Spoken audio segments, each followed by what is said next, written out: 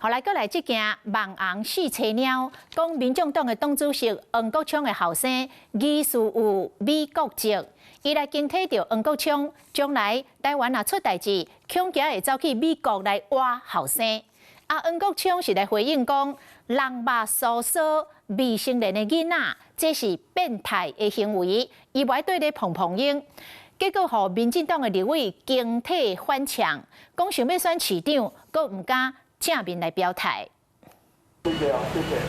车队扫街才拍拼，面对镜头总是充满着战斗力。严格访问着后生敢是美国籍，民众党的主席黄国昌，敢若讲因某真无欢喜，是讲。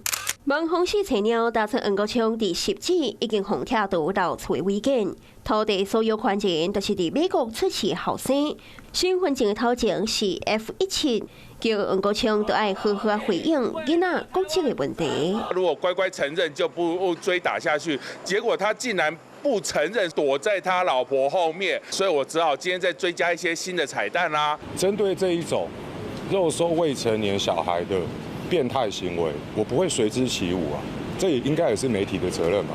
网友也制作度较开，甚至发文章点讲，真是男正面回答问题，开始说好别人的时阵，通常都是红公家对。那你质疑这个人家是不是美国人的阿公的时候，你怎么都不觉得说这是双标呢？不敢表态，跟人家选什么市长啦？叫他闪边去量量吧。黄国昌4年半千金，无正面回应。关于因后生国籍，也是一个谜。Hello， 我是雷亚，想要抢先掌握最及时的新闻资讯吗？赶快订阅、按赞、开启小铃铛，锁定华视新闻 YouTube 频道。